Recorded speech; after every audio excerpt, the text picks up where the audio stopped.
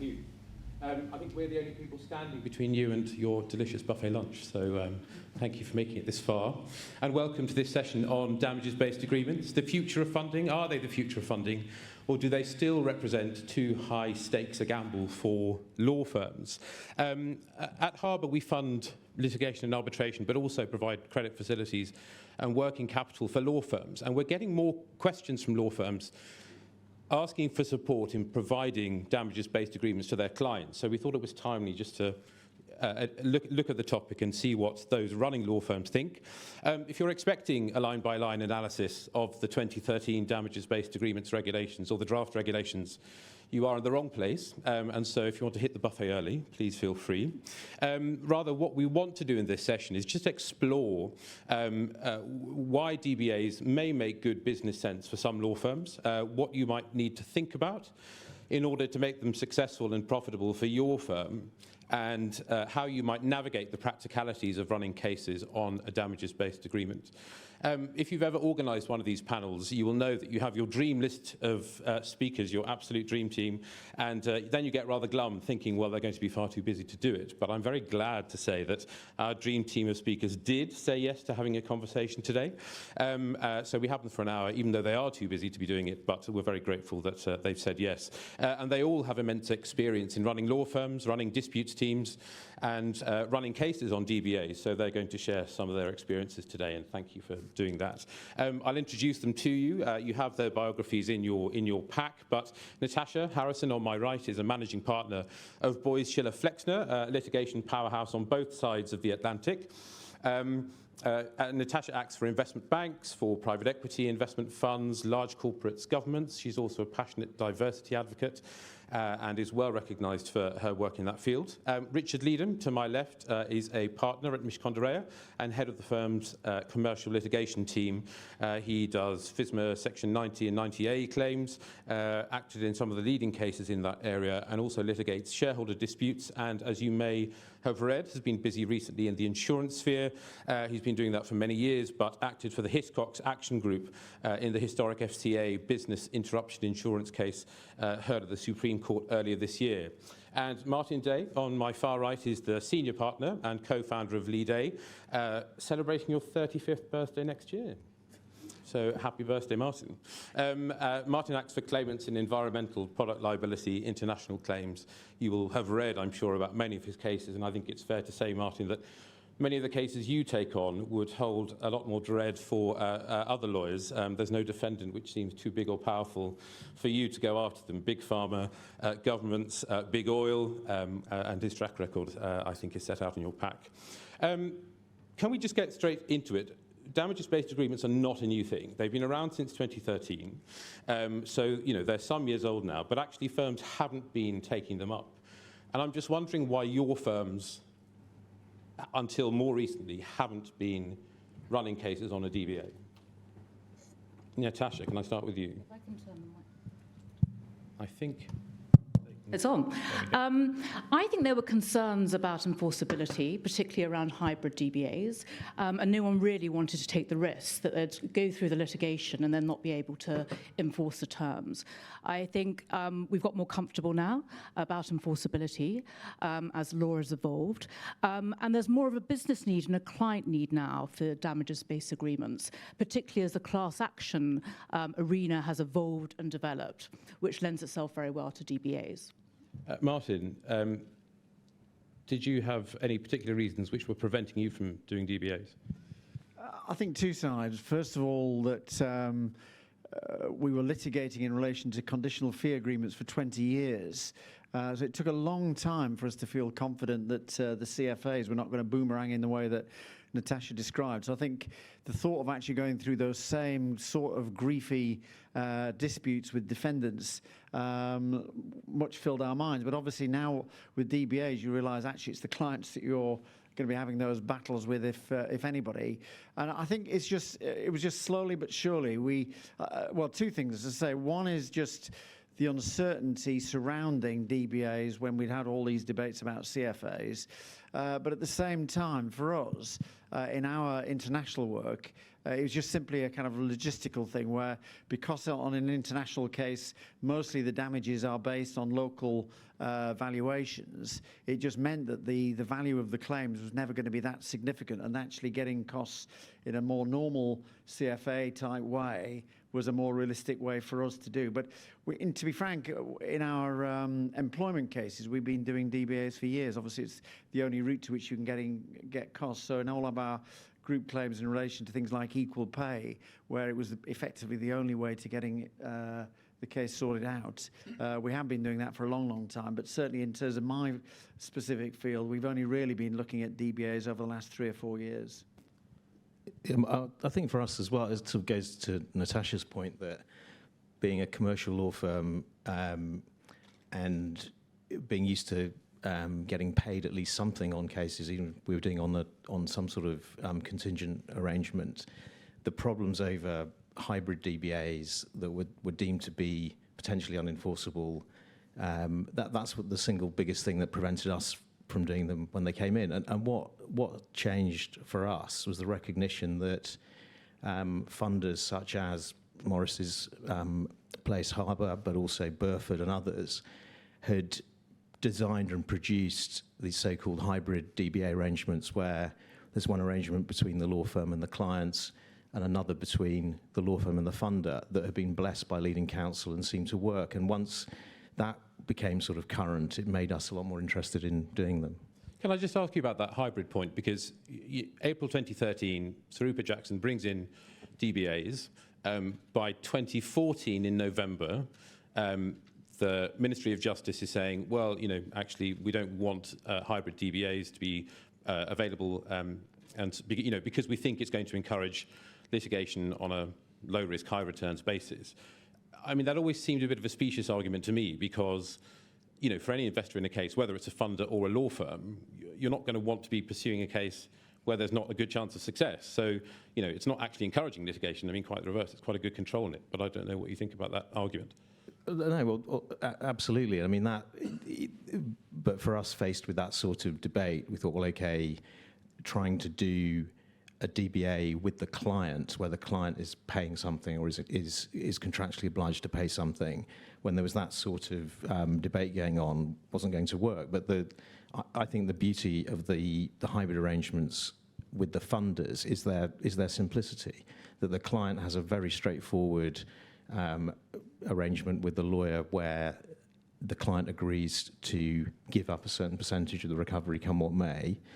The law firm then enters into an arrangement with the funder where it's paid some of its work, some of its WIP rather, during the case, and it divulges those details to the client. The client knows what's going on, and that works. And I know, without getting ahead of your very well-crafted script, Morris, we'll probably get in some of the cases. But one of the points from the Zuberi Court of Appeal, if I pronounce that correctly, decision, which is effectively about what happens on early termination.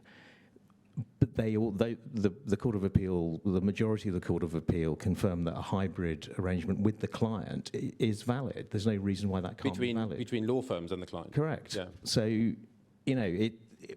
I think, like with a lot of things in this arena, and Martin's touched on it, that the way the legislation gets interpreted is through court decisions, and it's difficult for the lawyers because you spend all this time with a bit of uncertainty, and frankly we needed the likes of Lead A to take the fight forward on CFAs back in the day, and that's sort of what's now happening with the current legislation.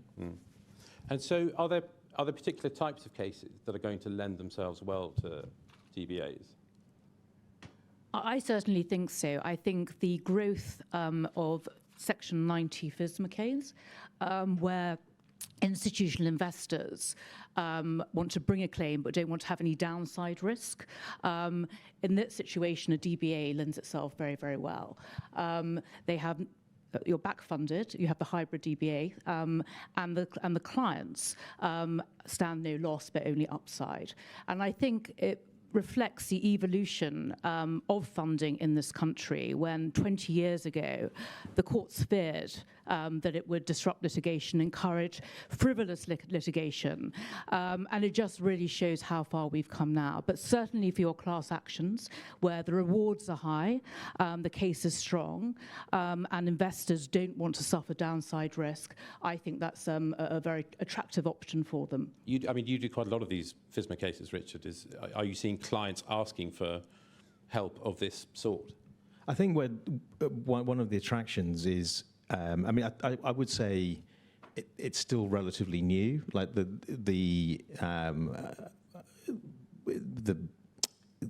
current sort of effect of the 23 regulations is still being debated, and we'll probably come on to that. So I think that the traditional methods of funding those cases are still under the old sort of CFA type arrangements. But I think, again, one of the attractions for institutional investors who are thinking of bringing those claims is again the simplicity of just being able to agree what they give up to the funder if they're successful, and have their otherwise have their costs covered. And I think that's going to be very attractive, rather than have to agree detailed budgets that will have an effect on how much they may get back, because if a funder's working on a multiple, those cases can be very expensive, and that's the sort of thing they look at. So I think a DBA it lends itself very well to those sorts of cases. And do you think those cases are generally going to be funder-backed, or do you think there are law firms which may have built up a bit of a kind of cash pool over the pandemic? They may be using some of their own money for a fighting fund for these sorts of cases? Yeah, I think there are those firms out there, and I think it is typically the US-based firms who operate in that sort of way rather than English firms. But I think that there's probably going to be more of that. But even to the extent you've built up that type of fund, you need to look at your caseload as a portfolio, and you need to be blending DBA cases with standard cases, or at least CFA cases where you're getting your revenue stream. I think it's a very dangerous way to go pure DBA all the way. So as a sort of risk management tool. Exactly. Okay. You look at the whole caseload as a portfolio, and you balance the risk between them. And are there rules that firms are following like that? Are they saying, we're not going to have more than 10% of our portfolio on risk, whether it's CFAs or DBAs, or is it a bit more case by case? I can only speak for my own firm, but which does a lot of contingency work in the US, and we have a couple of big cases here. But we would never go over 20% on full contingency. Martin, a lot of the cases that your firm does really are pushing the envelope in terms of new law, in terms of difficult evidential claims. For the kind of work that your firm is doing, do you think DBAs are going to feature in your future? Well, just to firstly go back to the point that Richard was making about the comfort of the client, I had a pretty well-known former judge rang me a few days ago and said, look, I've got a Mercedes car, I'd really quite like to join your deal with this case, and what's the deal? I said, well, it's 30% plus VAT. He says, count me in. And I thought, it was interesting, as you were saying, people just feel very comfortable when they're certain about what their return is, they're certain they're not going to be a downside for them. That I think that, in our modern world, that's absolutely what people want. So I think people do feel comfortable. I think we will see more and more of it. I think it's definitely within our world of, my particular world of the consumer sort of claims, that as we're seeing more and more cases be able to be brought involving many thousands of people, with the funders getting more and more involved. We got more and more getting into bed with Susan. You might not notice it, but we are very regularly metaphorically speaking. To funders. Exactly. We're very regularly talking to funders, and particularly Harbour, who do a really brilliant job at it. I just see that is the way ahead, and it gives the certainty for the client. It gives much help and assistance for us financially during the course of the case. So I think it's a really, really good way forward. So, I think this is a space that will be ever more occupied by lawyers like us. Picking up on your point there about the certainty for the client. I know, Natasha, one of the things that you were talking about when we were prepping for this was there's this sort of ever existing need to provide better value for clients. Doing something to move away from the billable hour. It has been how many donkey's years people have been talking about the death of the billable hour. Is this going to hasten its demise? Is it how do DBAs feature in terms of providing something different that will actually provide real benefit for clients? Well, I certainly hope it does accelerate the demise of the hourly billing. It's antiquated, it doesn't align with the client's values, and it drives the wrong behaviours. I don't think it's going to be imminent, though. We're still going to have to record our time for the purpose of claiming back costs as well. But I do think the time has come for all of us to look about how we deliver value to our clients. The hourly rate has been in place for donkey's years, and there has to be better ways of delivering that value. And I certainly think by having funds as available to us and a DBA model, we can start to be much more creative about how we deliver that value to our clients. Anything you want to add, Richard? No, I just agree. I think the debates we've had, even on funded cases, over budgets with clients, can become very fraught, and that can sort of drive the outcome of a case sometimes if you're on a multiple basis. Whereas on the DBA, the client really isn't bothered. I mean, it would obviously be wrong in all sorts of ways for the law firm just to overbill, if you like, but the client's never going to have to pay for it. What you have to have in mind, of course, is cost recovery, and your time has to be recorded, as Natasha said, and that has to be at reasonable rates if you're going to try and recover it. But actually, the client doesn't really care, and I think that is the way, certainly on these cases, is the way that that market is moving. Clients aren't. That's the whole point. They don't want to or can't pay the fees, and so they're not really interested in that side of it. That's between the law firm and whoever's funding them, whether they're self-funded or working with an external funder. And just tell us about these negotiations you have with clients on the, your percentage. I mean, how does that go? What are the kind of how are you toing and froing with the client about those discussions? That's a highly confidential matter, Maurice. No, I mean, you look at the overall mechanics. I mean, we may come on to the facility that we've just announced with you guys and can share some of the details of that. But you look at if there is a funder, the sort of returns that they're looking for, the complexity of the case. Is it a case that would lend itself to having different tiers of recovery? If very, very high damages cases, probably you're not going to agree with the client that come what may, you will get 30% or 40% of a massive sum. It's very much a case-by-case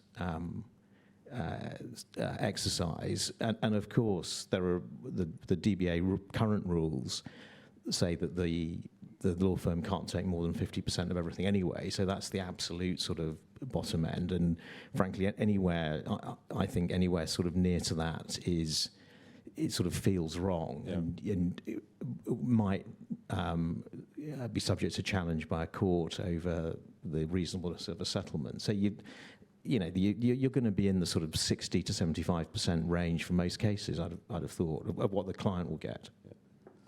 Can I talk a bit about, all of your firms are now running cases on DBAs in comparison to lots of firms that aren't. Can I just talk a bit about the journey as to how you got to that point and, the discussions amongst your partnerships? I mean, Natasha, you're running the London office of a US firm. You're also, co-running a global firm. Was there anything in the way that your US colleagues were running cases on contingency which led you to think, actually, this might be a good way to run cases in London? Absolutely. I sit on the contingency committee in the US, which gave me a lot of insight as to what type of cases are well suited to a DBA arrangement and the checks and balances you do need to put in place. And certainly there are cases which we really, really like. If you've got a decision by the regulator, for example, or findings already, and that type of follow-on litigation is very, very attractive. Very complex factually and evidentially based cases are deemed to be higher risk because there can be no quick wins on that, and you're right down to trial before you really see the quality, or at least deposition, the quality of your evidence. The one question that everybody's asked when they put a case to the contingency committee is, when is the trial date? So you can work back from that. And if the trial date is going to be 10 years away, that is not attractive because it simply means there won't be the same leverage to settlement settlement. And what I see, at least from the US perspective, is settlement is usually achieved or often achieved prior to trial. And that was a real challenge for us last year, because although the UK or the English courts moved seamlessly online, the US courts were absolutely hopeless and all the trial dates fell. So it was a very, very challenging time. Now they're picking back up, and we've already had a number of settlements go through which are seeking court approval. Right. And Martin, I mean, for years, you've been, more than 20 years doing cases on CFAs. What led you to think doing, things with DBAs might be a good thing for the future? Well, I think since 2013, since the new regs came in, we had the odd conversation with various different cost counsel, but never really felt that comfortable with it. But in fact, it was a conversation when Nick Bacon, the QC, who is very much involved in this field, that really made me feel much more comfortable that this actually was going to be a scheme that could work for Lead A.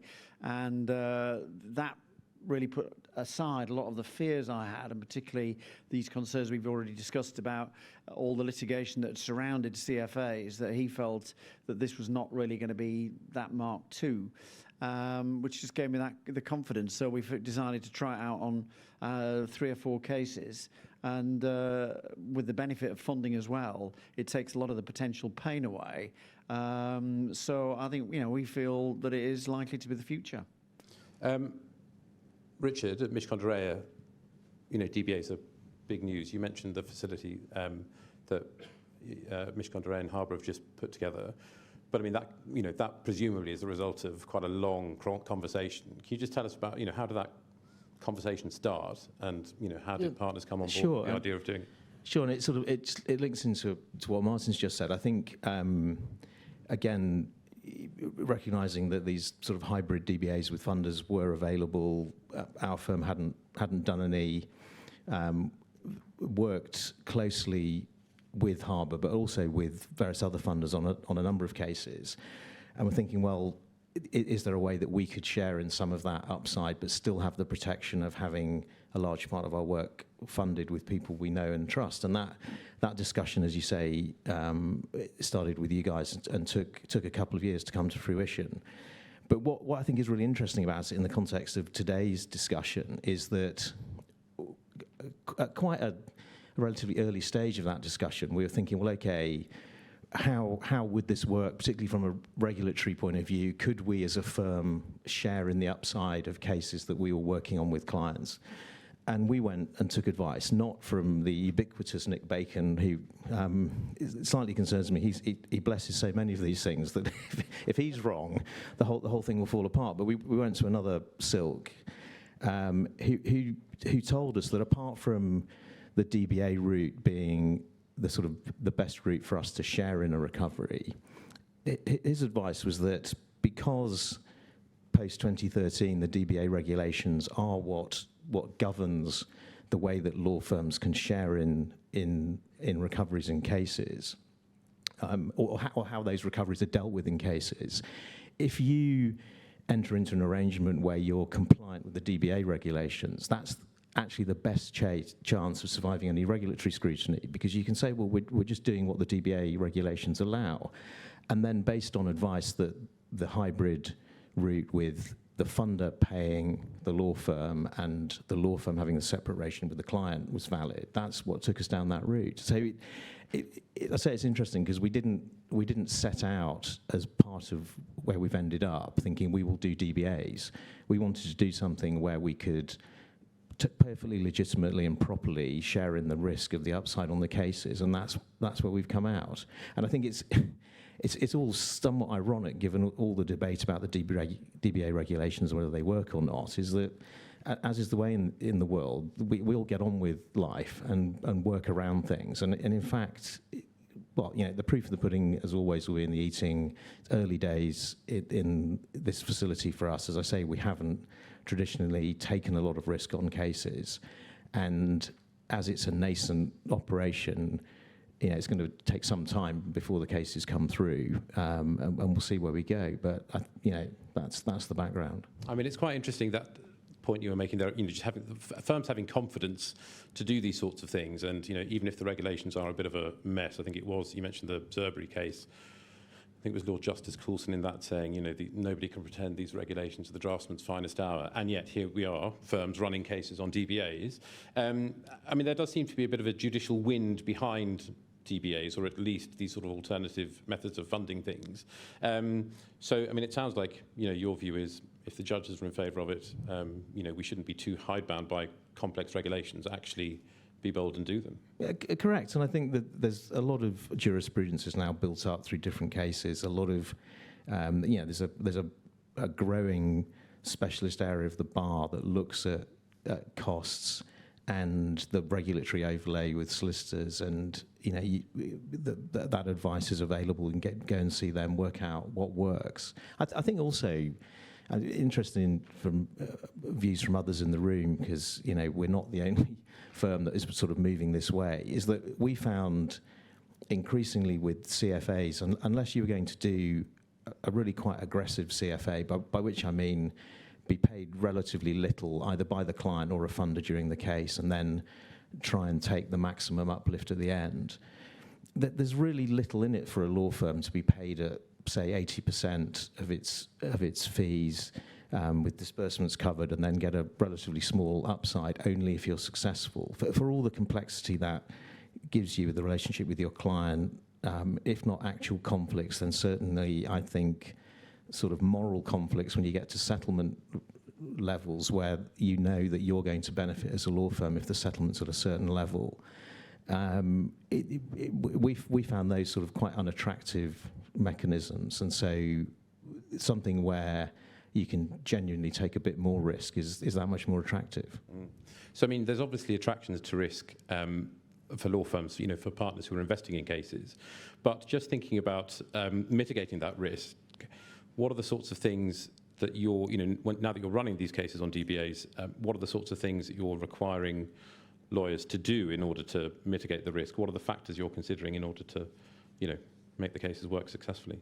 Well, I think it depends on the risks you're talking about. And one of the most important things is to stay within budget. And I think many lawyers, at DBA, and we'll just do all the work we want to do and put the time down. Actually, unless you're within budget, it can become very unprofitable. So I think that's the first thing to be wary of.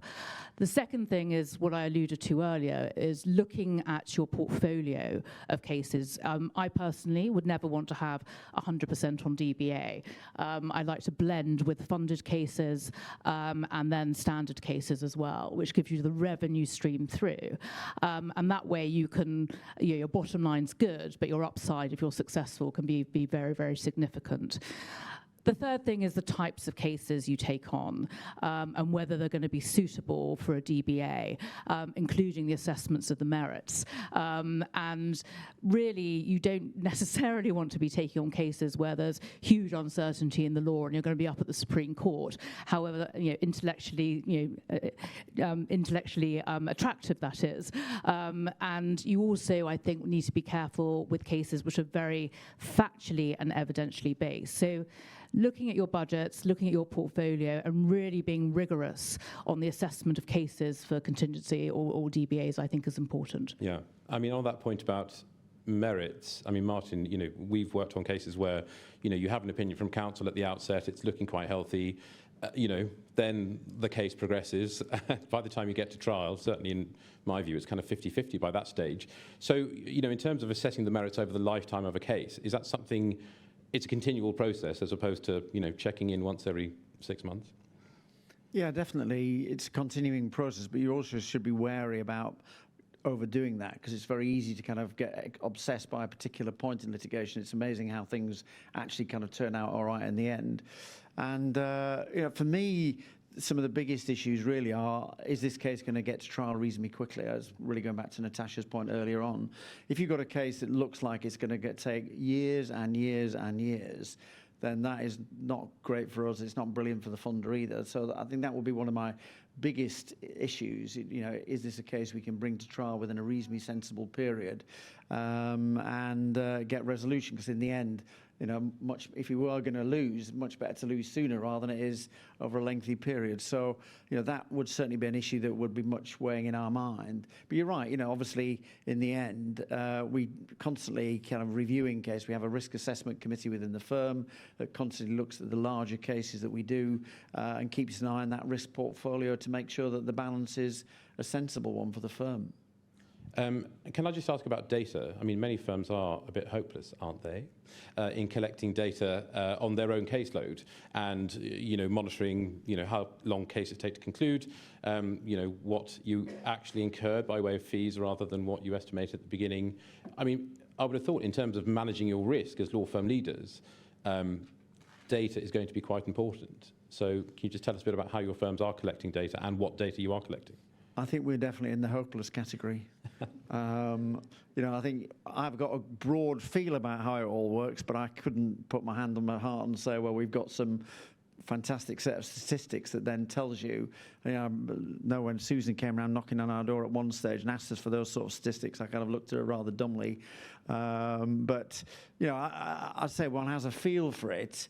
And having been running the firm, as you said, for 35 years, you've got a decent feel for it. But in terms of actually the store, and it's something, I don't feel proud of it. It is something right that we should actually have those statistics more available at our fingertips. But I don't think we're by any means there yet. I was going to say, as part of the process with our facility, we were forced to sort of modernise our data approach, if you like, and the net result of that has been to employ both the people called data scientists, which some in the room will be aware of. So people who genuinely understand and can manipulate and interrogate data, and also project managers who aren't lawyers to come in both at the higher level, looking at, again, assigned to our sort of risk committee that looks at all of these cases, but also then to get involved in the more complex cases and make sure, so that, as Natasha was saying, that the overall budgets, and just to be clear about that, like what I was saying before, I still think it's not so keen an issue for the clients anymore to understand the cost, but it absolutely is for the law firm to understand what sort of time is being spent on developing and working up these cases, which may not go anywhere because people are chasing down blind alleys for cases that don't have any merits, and having people who are skilled in that field, who are interested in it, which frankly the lawyers just aren't in either of those things. So you have to employ people to support that. So it's not just data for the purposes of cost recovery, it's data to measure your return on investment. Absolutely. Natasha, anything you want? Yeah, no, I agree with all of that. As we enter the sort of brave new world of DBAs and as law firms evolve and develop, it's going to be essential to capture that data and to be able to interrogate it.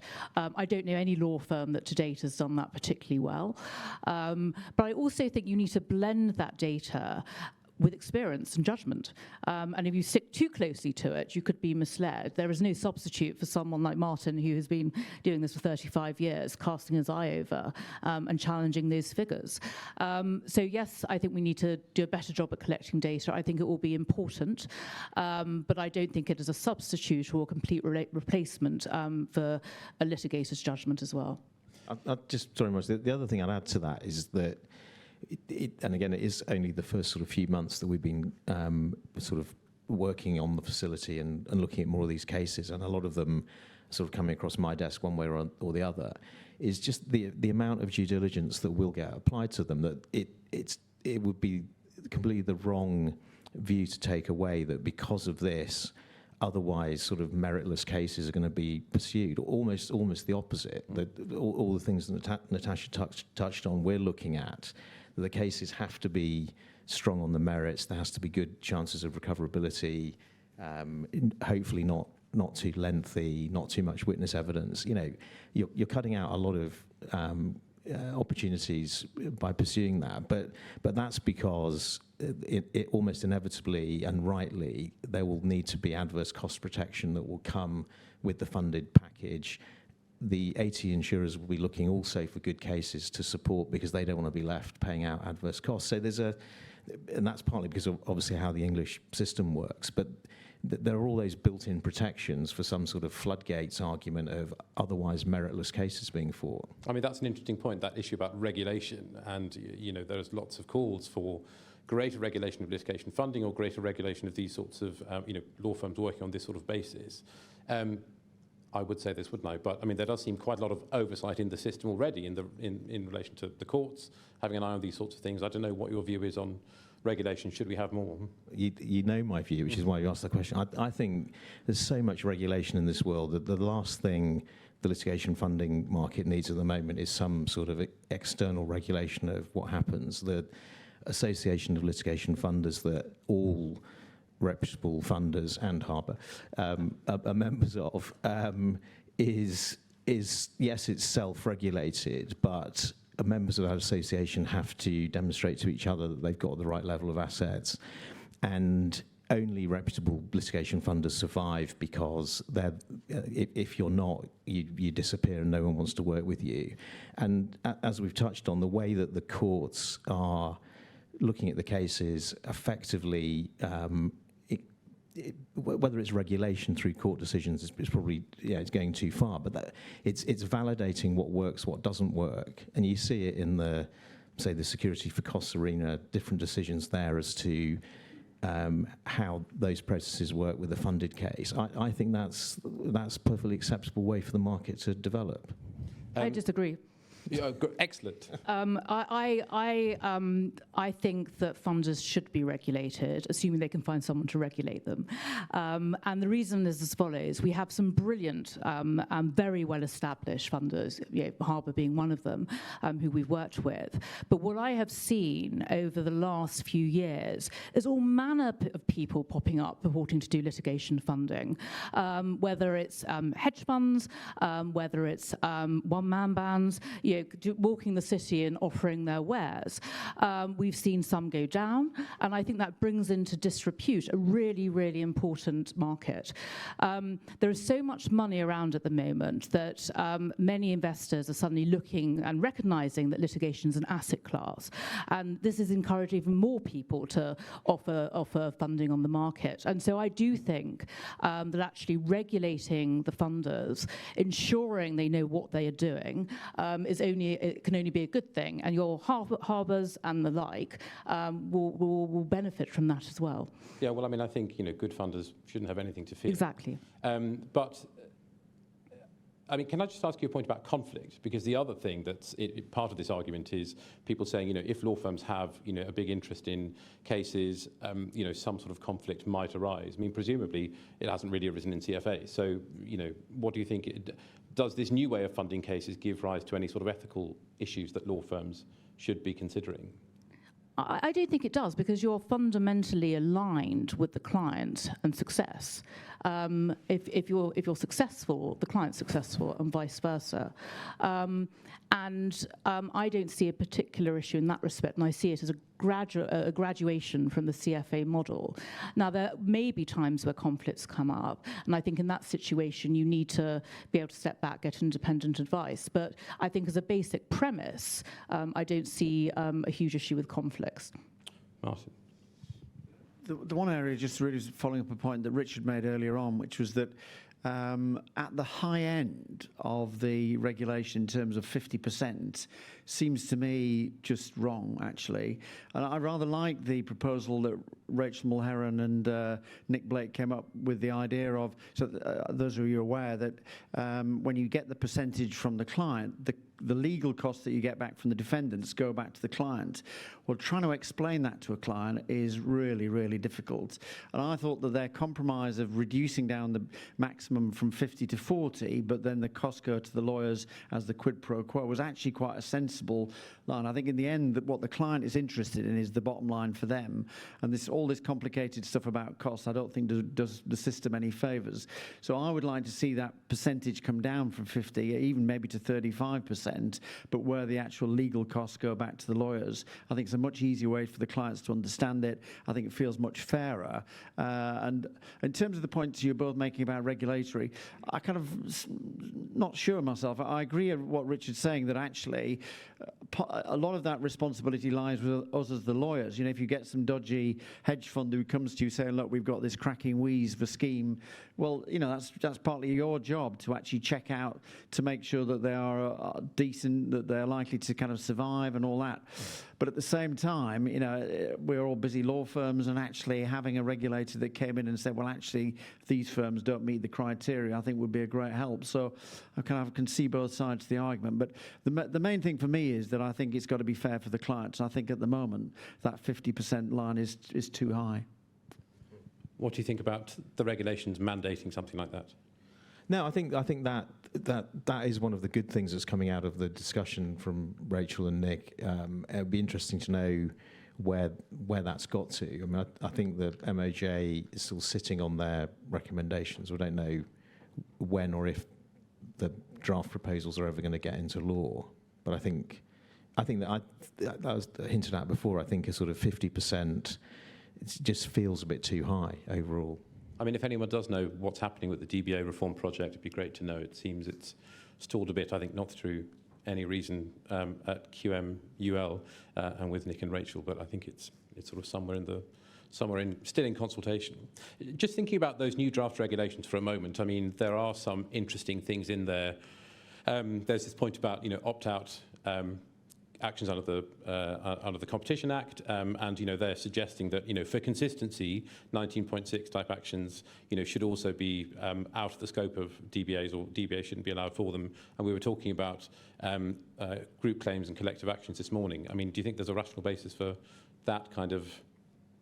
Well, I suppose I can see the sort of logic of where you have one statutory regime that doesn't allow DBAs, that if, and we'll see what happens on Wednesday, the outcome of Lloyd and Gould and what it does for 19.6 representative claims. I suppose I can see the logic of having the same regime for them. It just seems to me to be a bit of a shame, though, because it will limit the ability to run those sorts of cases on a way that works best for most clients. And I would rather go back to the drafters of the legislation that set up the CAT and go, well, why isn't it time to rethink that? Why outlaw DBAs in competition damages claims? Are they so different from everything else? Again, people in the audience might have a view on that, but it doesn't seem logically to me to make sense. Speaking of views from the audience, we have got a few minutes. Unless there's anything else that we want to cover. I mean, one thing I suppose I did want to cover just very quickly was defendants and whether you think DBAs are something that could be useful for defendants. I've always found it quite difficult to see how any contingent arrangement works for defendants in the How you identify that. Yeah, unless there's a sort of huge counterclaim, but because how do you sort of reward success when you've successfully defended a claim? How do you pay the lawyers? Out of what? How does that work? I've never really understood the logic, but then I don't act for defendants. So. Any thoughts? I don't spend a single minute of my life worrying about the defendants, so no thanks. And I'm more claimant as well. I do think there has to be a way, though, to craft it such that for the right case and the right defendant, you could put something in place, and that goes back to Rich's point about defining success, and working back from there. But I've yet to see a product which can do that. But I think there would be interest in the market for it. Okay, well there we go. You've got an encouragement there to think about how defendants might benefit. Shall we go on to questions? Yes, there's a couple of questions that have come through, but we've got time for one here, and this is probably most applicable to you, Richard, and Natasha in your previous firms. The question is, in full service firms where there is a transactional department scepticism to DBAs, how do litigation departments sell the concept internally? Anyone want to start with that? Well, I think if the question sort of tilted more perhaps at the overall sort of strength and position of a litigation practice in a full service firm, that's a sort of battle you're going to have. I mean, if you do act for the Firm Acts for a lot of very well-known large corporates who tend to be on the defendant side of things. I can see it's just not working. Any thoughts? Well, have for 8 years now been litigation-only firm. I think, so I'm probably out of date to advise on something like that. I would say, though, that the upside and the rewards can be very, very attractive, more attractive than the hourly rate or even a funded arrangement. And I think so long as you can persuade your corporate colleagues there are the right checks and balances in place, and the right cases are being taken on, and they're not going over budget and all the rest of it, I think the figures should probably speak for themselves. Yeah, I mean, there's one firm that we work with, a full-service firm that does a lot of defence work. Yeah. And they have recently had success on 2 big CFAs, and have made 7-figure sums from that. Yeah. And I think that definitely persuaded other partners that Exactly right. they should do more of that. 3 minutes. Time for one more. Yeah, this is probably a question that you get quite often, but it's come through on the system as well, is what is percentage chance of success required by funders, and what controls are there for over-optimistic assessments? Yes, good question. I mean, I think at Harbour, I think other funders will differ. At Harbour, we have no set percentage. Some say, over 60%. I think we take a more rounded view, so we'll look at various different risk factors. I don't think, counsel will have seen certain amounts of the documentation, so that's only one factor in the assessment. Obviously, as law firms, I think we're much more interested in what you say. We are interested in what counsel says, but counsel is one part of the whole litigation team. So I think, you're looking at it's not so much the chances of success. I think what we're more interested in is where you think things will go wrong and what your plan is to mitigate that and what amount of funding you'll need for it. So it tends to be, if we see a proposal which is very rosy, it's a slam dunk case, then, there's no such thing. And so what we want to know is, warts and all, where the challenges lie and what your plan is to mitigate those. Anything in the room, or is there anything else on the Slido? Any other questions? In which case, I don't think anyone will be too concerned to get to lunch 2 minutes early. So, I mean, it sounds like there's, lots of potential with DBAs. So be bold and get your data in line. Thank you very much to Natasha, to Martin, and to Richard. Thank you for your insights. Thank you for doing it. I know your busy schedule, and thank you for your attention.